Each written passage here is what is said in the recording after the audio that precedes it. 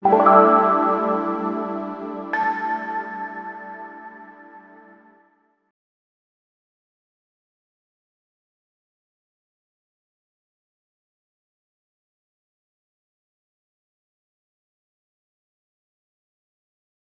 good afternoon, everybody. Nice to have some of you on the line with us, and welcome to you all. I know that we're competing with the US today, who are currently saying goodbye to Donald Trump and hello to Joe Biden.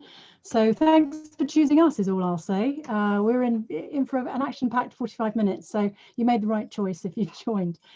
So as you know, this session is all about network analysis, and it's our chance to give you a deeper insight into how this really powerful technology is helping organizations that we work with and other organizations to really accelerate their performance. And the reason that this is becoming increasingly relevant is the organization chart as it was is really no longer telling us how an organization is really working. Particularly during the pandemic, when most of us have been working virtually, we're much less able than we ever were to kind of understand how the human dynamics in the system of an organization are really playing out. So I'm delighted to introduce you to my colleague Danish Mishra, who is the only genuine rocket scientist that I know I've ever met, in fact. Danish heads up our analytics team. And if you look at our website, then his credentials will speak for themselves. I'm not going to go into the long list of credentials that he's got right here. But I will say that his PhD focused on network science, and he's worked with Formula One teams in the past using network analysis, as well as literally dozens of corporates, global, UK-based, small, medium and large, helping them to really understand, using network analysis, some of the extraordinary insights that it can give you as an organization. So the next 30 minutes, without much ado, the next 30 minutes, I'm going to hand over to Danish to take you through the what, why and how of network analysis. And we're going to take questions at the end, if that's okay. Please do feel free to post your questions as you think of them, or your thoughts or suggestions into the chat bar, and I'll be looking at that. But we'll keep those questions until the end, and then we'll bombard Danish with them once he's finished his presentation. So I'm going to hand over to Danish as now that I've done the introductions, and speak to you all at the end. Thank you, Pip. That was very generous. I haven't built a rocket in more than 7-8 years' time, so I think it's time to retire that tag rocket scientist. With that, let's start. The way we have laid out the session for you today is that we want you to give a flavor of what network analysis is and help you understand what, why, and how. That's our objective for this session, that if you have a general understanding of it. And what we want to do is we want to do it in a way where it's accessible. We don't want to do any math. I promise there won't be any math in this session. It will be all about discussing the ideas and the theories behind it, so that you have a better understanding of what it is, how you can apply it to your own context, and perhaps most importantly, should you. So let's start with what is network analysis. Network analysis in its simplest form is just the study of relationships between what we would call nodes or points in space. Now, these nodes could be organizations, these nodes could be neurons in your body, these nodes could be train station when you're looking at network of trains, or as in this particular case, what interests us, it's about people in organizations. Where does network analysis comes from when we talk about these networks and people? It comes from marrying of two of the most unlikely fields of studies. One is sociology and the other is mathematics. What we're trying to do is we are trying to give some sort of quantitative value to the relationships between individuals in an organization or in a group or in general. It could be your network on LinkedIn, it could be your network on social media. We're just trying to understand what is the quantitative aspect of these relationships which can help us better understand how the group dynamics are working. And we do that by in its simplest form, just counting the number of connections between these points in spaces, or these nodes, or these people. So as you can see here, we have created a very simple network for you to just see how this actually works and help you think about it. You have got these people in this network, these nodes, these points, and the arrows are denoting the relationships. So you can already tell a lot about this group of people by just looking at that picture. You can tell that you have someone in the middle around whom everyone is organizing. You can tell from the directions of arrows that someone is connecting with someone, but they might not be getting the same relationship in return. So the lack of, the bidirectional arrows denote that in this particular network. You can also tell that you also have a team of one. So the idea of having teams within a team phenomena here. So, at its broadest level, it's about understanding those relationships, understanding the quantitative nature of those relationships, and inform your decision-making, your understanding of the organization with that, with that picture. So that's what of the network analysis, what it is, and what it denotes. The other bit that I think is equally important is why. Why would you want to do this? Not from a perspective of, a business or just a theoretical big so what. This is very interesting that we can see the relationship between points and spaces, people in organizations, but so what? Well, you would want to do this because it addresses the most fundamental question facing most organizations in the world right now. It's about how do we work and how do we work better. It's about organizational performance. It's about understanding how organizations are evolving.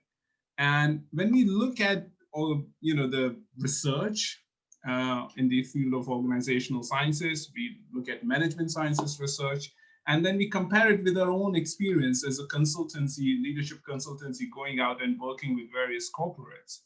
What we have found again and again that organizations essentially accomplish what they want to do through the relationship between the people in the organization. It's about those relationships, whether it's about their ability to deliver their day-to-day work, accomplish strategic tasks, look at how the culture is evolving at the organization. It's all about relationship between those individuals.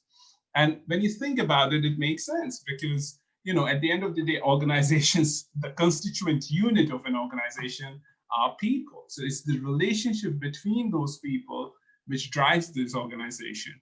And that's where network analysis comes into its own, because what it allows you to do is to understand characteristics of these relationships, as in how people are connecting. Are they connecting through only one individual? Are different parts of organization connecting?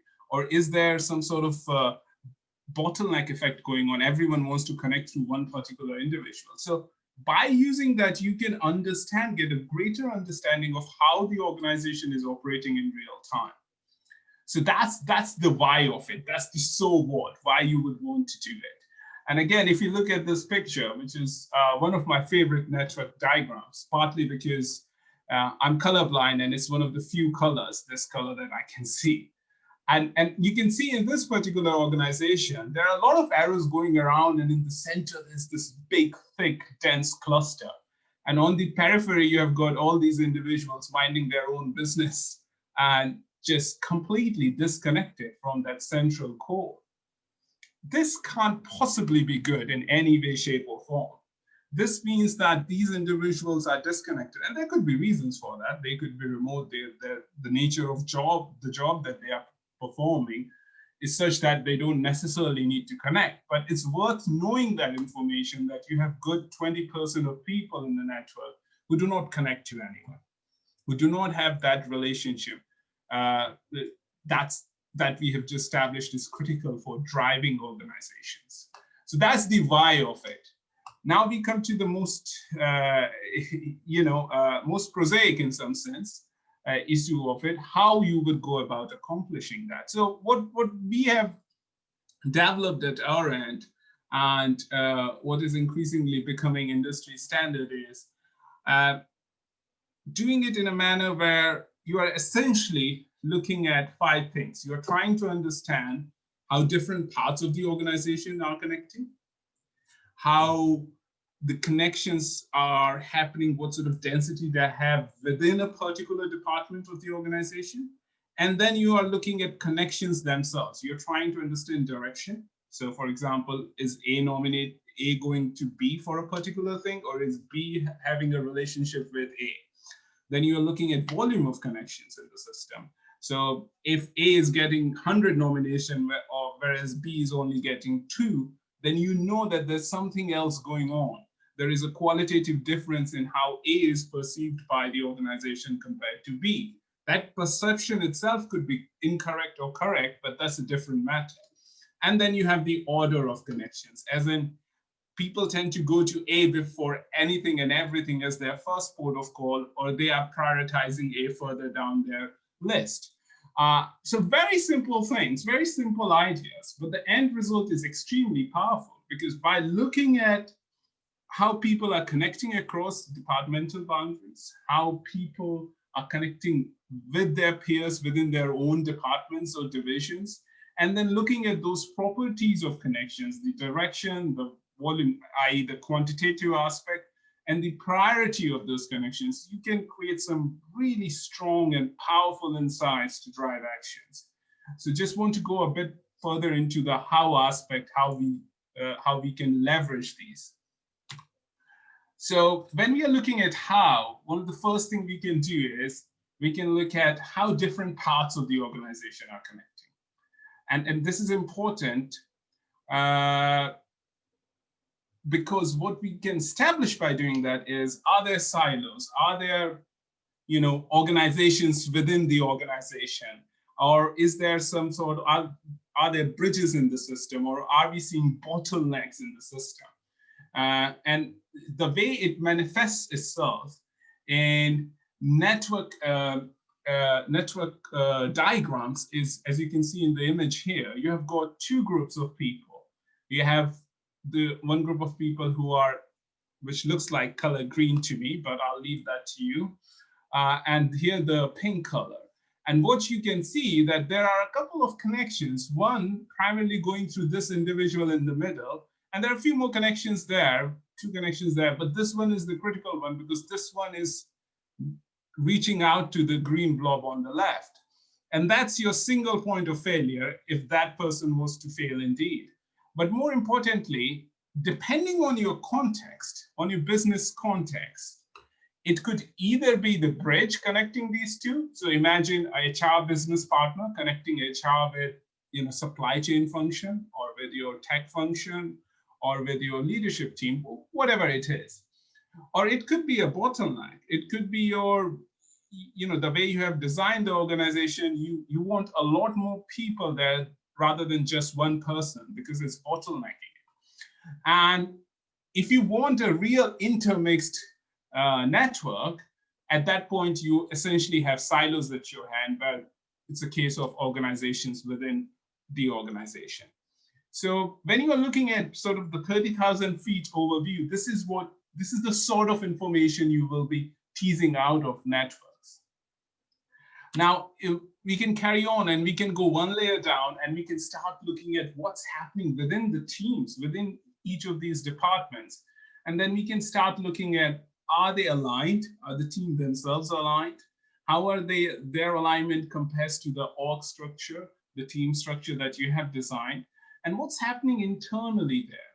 And then I find this very fascinating, because what you start seeing is, even within team of, say, in this case, we have 9 people here. Even within team of 9 people, you have got clusters, as in teams within team. So, this is where network analysis starts coming onto your own. Not only you have identified organizations within the organization, now even within those smaller organizations, you are identifying further clusters. So you can see that there is a cluster of 4 people here, another cluster here, and then you have an isolated individual. So imagine if this is your C-suite, this is your leadership population, then you're looking at a very clustered, very fractured population. You're looking at a group of people who are not really connected, who do not have those relationships, which are very, very important to not only drive the team, but especially if they are at the top, if they are a leadership team, to drive the organization. So you start seeing how we are leveraging some of these phenomena to drive actual value for the organizations. I mean, carrying on the same vein, we can go one level further and start looking at what's happening at connections level, as in at individual level. So we can look at things like demand and try to understand how is the dependency aspect playing out, right? The idea here is that you're trying to understand, is there just one individual who is getting all the demand? Everybody is trying to have a relationship with this individual to drive the network and drive the organization go about doing their work. It will also tell you if there are isolated people in the system. Because at that point, what you're trying to do is you're trying to understand, if I have a population of 100 people and there are only 2 people that everyone is going to, I don't know, for their cultural, for their social connectivity, and there are about 30 people who are not connecting to anyone and are isolated, at that point, you have a really serious issue at your hand, because that's not sustainable. So we sort of look at the nature of connections, and we start teasing out these insights at the individual level. So we look at demand, and then we have influence at our hand. Now, influence, it really is telling you who are the individuals who have the ability in the system to create impact, who can leverage their connectivity to create impact. And, you know, it's about the sort of people they're connecting with who can create the domino effect and, you know, speed up things. And here, what you're trying to tease out of the network, identify those individuals, because some of them could be hidden talent and are not showing up in your organizational structure. That's something which we see again and again.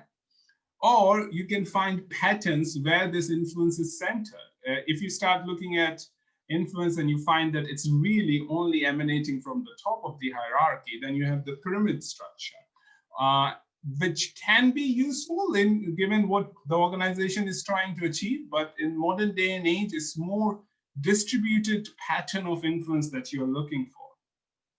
So you know, you can accomplish all these things. You can find the hidden talent. You can look at these patterns by just looking at these simple connections and their directionality and doing some mathematics in the background. And all of that comes together when you bring it to this particular view, where what you're trying to do is you're trying to understand, you know, I was talking about the 30,000 feet overview at the start of the presentation. Now you are in the incredible subatomic level detail, because now what you can do is you can bring these phenomena and start understanding how to leverage your talent, how to drive the actions which will help you accomplish what you're looking for, how to identify attrition. And we sort of come to this, you know, if you look at this slide, I hope it's intriguing and funny picture, where you have got this interplay between influence and demand, where what you're looking at is understanding where are your individuals, where is your talent in this organization. If you have individuals, you know, out of 100, if 90 are in this high impact, high demand quadrant, all of them are rock stars, that's not quite sustainable for an organization. You can only afford about 10% of rock stars. Not everybody can be Keith Richards and inject themselves with God knows what sort of chemicals and survive to a ripe old age of 90. You can not have everyone in the system trying to do the strategic leadership, have high impact and low demand.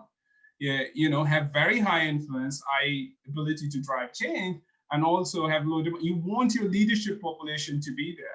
You want a lot of people here in the worker bee category, but you also want to make sure that they don't have too much demand, lest it becomes a case of overwhelm and frustration.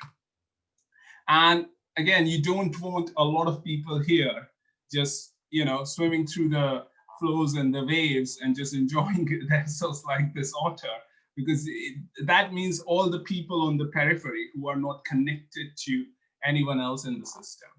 And you know, just to not go too deep into this, the idea here is for you to see how you can just take the simple study of relationship between different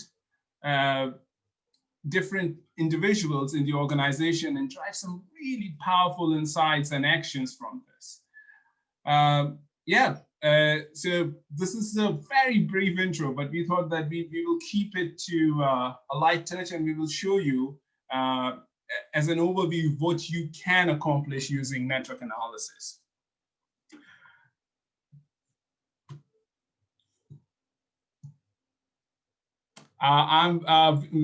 If you have any questions, please put it in the chat. I understand that we have 15 minutes for questions now, and thank you, Danish. Thank you very much for walking us through that. I'm very conscious that for some of the guests that we have on this afternoon's webinar, this is the first time that they've seen any of this data and looked at human dynamics in this way. So we're welcoming any questions that you have. If you need anything explaining any part of the network analysis that doesn't make sense, please do post your questions and I'll put them for you to Danish. But Danish, I have a couple of questions. You would think I would know the answers working in the same organization, but I'm going to ask you the questions in the pretense that it's on behalf of someone else. So how do organizations typically use this information? So with the client work that you've been involved in, what are some of the things that clients have really understood as a consequence of taking this survey? The way clients have been using it is you know, it's really only limited by our and clients' imagination. But primarily it has been focused on talent development, looking at hidden talent, understanding succession planning, really identifying the key individuals in the system who can help them, you know, not only build a talent pipeline, but also strengthen their existing pipeline and look at where the influence centers are and make a decision whether that's appropriate or not. Look at organizational alignment, look at silos in the system, look at how merger and acquisition is working out, and also look at organizational design. Does it correspond to the reality that we observe using network analysis? So those are some of the just, you know, simple cases to start with, but those are some of the most interesting questions for our clients. So we'll come back to that topic in a second. I've just got a couple of questions from some of our guests today. So the key thing, I suppose, that we haven't talked about is the mechanics of the network analysis, isn't it? We haven't explained how easy is it to collect this data, because it's an incredibly large amount of data and insight that you can get from it. But how do we collect it? Is it easy? Yes, it is easy. It's actually very easy. We do it using a simple 15-minute survey. And what we try to do is we try to keep it focused on the dimensions that we are interested in. So we try to ask people about how they go about accomplishing their job, understand their social networks at the organization, and looking at strategically important issues. So it's a 9-question survey. We preload every individual who's to be part of the survey, and people can nominate. So we ask very simple question. Please name the people you go to get work-related information. And everything is preloaded, and they can just nominate people, and then we do all the math in the background, and we produce these pretty wonderful pictures using that. Okay, thank you. So 9 questions. Across 3 different classes, and rough, how long? I mean, obviously it depends on the size of the organization. If you've got 5,000 people completing it and loaded into the database, it's going to take probably a bit longer than if you've got D. So how long would you say on average it takes an individual to complete this? Well, on average we see anywhere between 10 to 15 minutes. Sometimes someone wants to nominate 200 people in the organization, so that can take them up to half an hour. But I haven't seen survey time usually longer than 15 minutes at all. So 15 minutes is the maximum it takes. And following on from that, I can, it's surprising when you make what happens when you make these surveys compact, because we expect, we see on average 90% completion in all of these network analysis surveys. Oh, that's high. Yeah, and I think that's one of the reasons why the output is robust, because when you have 90% engagement, people completing the survey, and when you are doing your analysis in the background, you can guarantee the robustness of the data, because so many people are involved, and any sort of individual biases tend to get canceled out. Okay, great, fantastic. And just going back to this talent grid still got up on the screen, Danish. Yes. With the wonderful pictures of the worker bee and the otter and the eagle and the rock star. We're not saying that we are pigeonholing people in each of these bits as to whether they're talent or not, are we? What are we saying? Are we saying more that it's what you do with your talent according to where they sit, rather than make harsh judgment about whether they're talent or not? Am I right in understanding that? Yes, I mean, the first thing to keep in mind is that we are not saying anything. This is the organization telling us how they perceive the individual, right? So we are not making a value judgment on someone's competence or someone's ability to do their job. What we are telling you is that organization is operating through relationships, and these are the individual. They always want to go for a certain thing. And all of us have experienced it in our own work life, that we always know that one person that everyone goes to for a particular work-related thing. And we are just trying to capture that, trying to make sure that, we are not making value judgment. We are just telling you how the wider network perceives these individuals.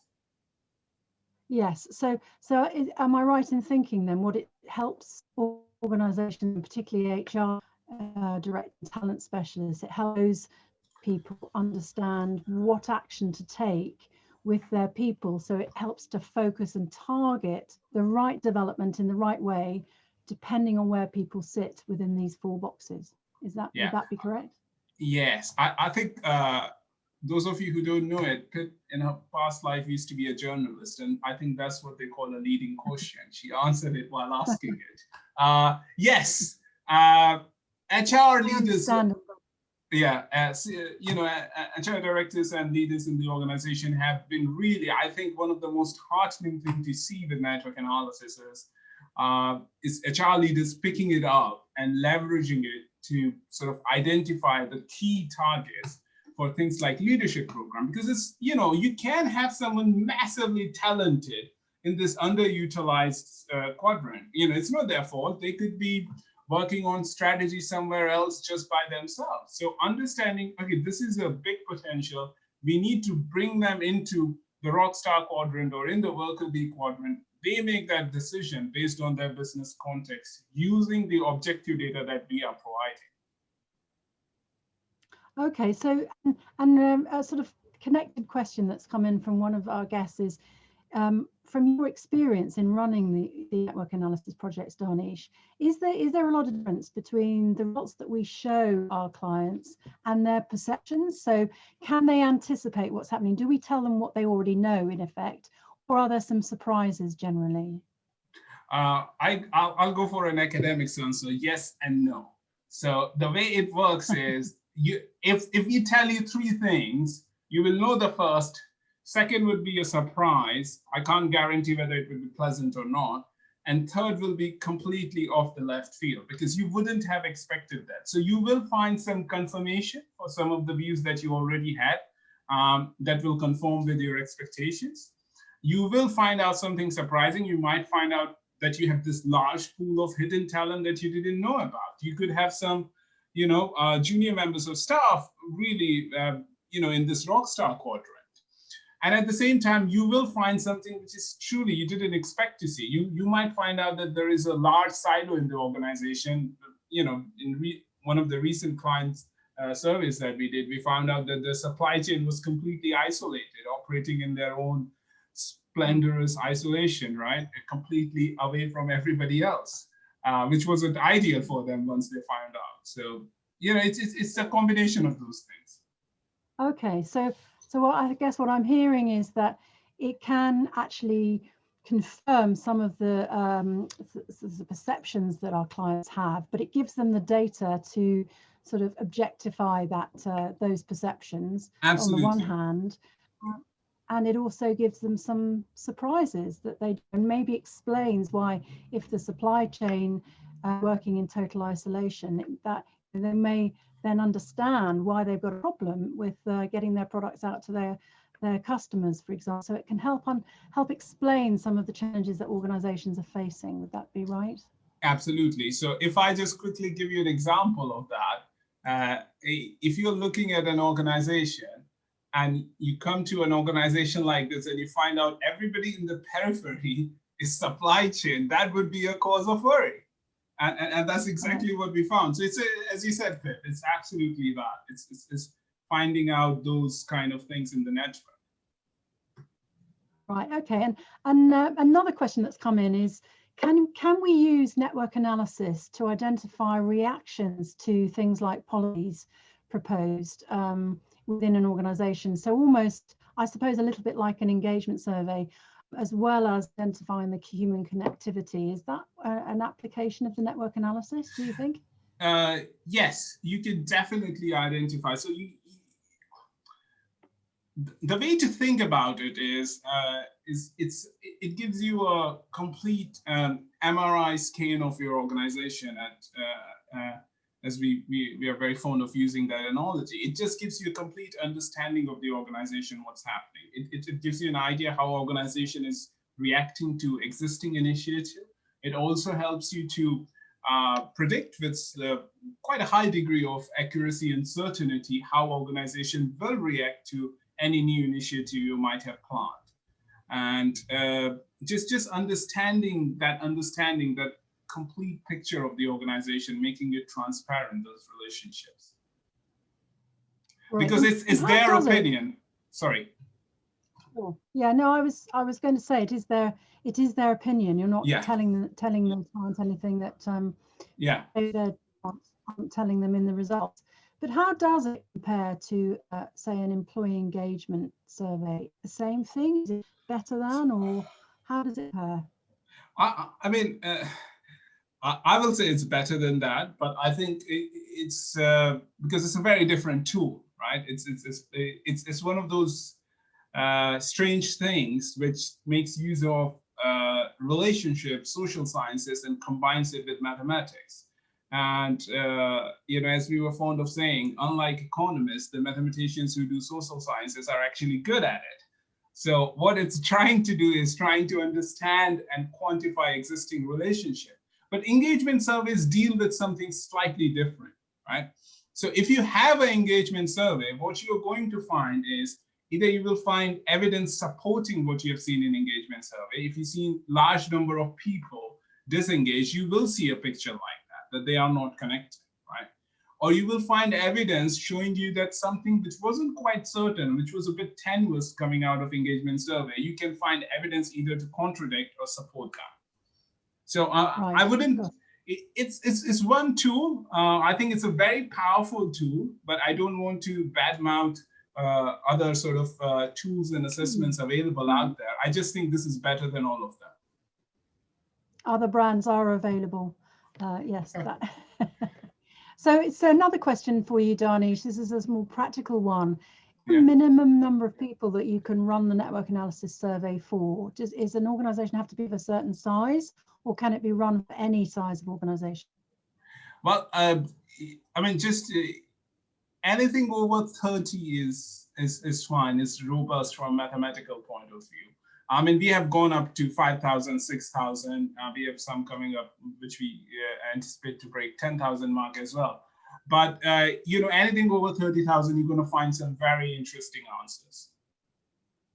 Right. Okay. Okay. Thank you. So it can be used for small organizations as well as large corporates. Yeah. It's just that you look at slightly different things, and of course, we tweak our algorithms to correspond to that. Yeah. Okay. Great. Fantastic. Well, I think we're just about reaching the end of our allotted time. So unless there are any other burning questions from all of our guests, Well, again, I'll close this, and all I will say before we close is firstly, thank you very much for such an interesting dissection of the network analysis. But secondly, if you have any questions, or if you'd like to learn a little bit more, we've only touched the surface really in this amazing, but if you'd like to learn more, then please do come to us through our website. You can get hold there, and we'd be delighted to help and have a conversation with you. And we'll also keep you posted for any upcoming events where we talk a little bit more about analysis. So wish you all a good rest of day. Hope you're seeing the pandemic and lockdown, and wish you well and safe for the rest of the week. Take care. Thank you, everyone. Bye.